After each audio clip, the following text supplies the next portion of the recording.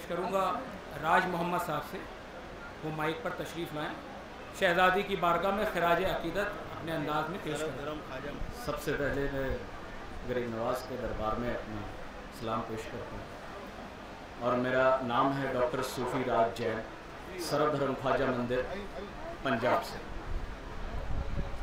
और मैं वक्त को बहुत मद्देनज़र रखते हुए सिर्फ 2 अल्फाज में अपनी बात कहना चाहूँगा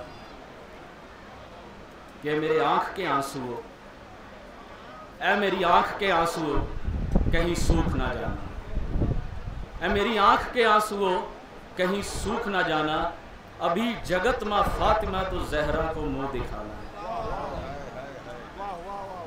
अभी हमें जगत माँ तो फातिमा जहरा को मुँह दिखाना है।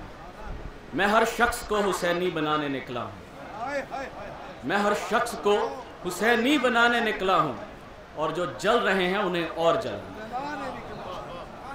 आज गरीब नवाज़ के दरबार में उनकी दादी के रोज़े मुबारक की दोबारा तामीर के लिए दुआ हो रही है, और अगर आज ये दुआ इनके दरबार से हुई है तो इंशाअल्लाह ये दुआ बहुत जल्द अब कबूल होने वाली है। और आप सब से भी यही गुजारिश है कि इस दुआ में सब शामिल हों, और ये कहें गरीब नवाज से कि अब इन इंतज़ार को ख़त्म कराएं और हमारी आँखों को उस रोज़े के दर्शन करें। बस इतनी ही इल्तिजा है।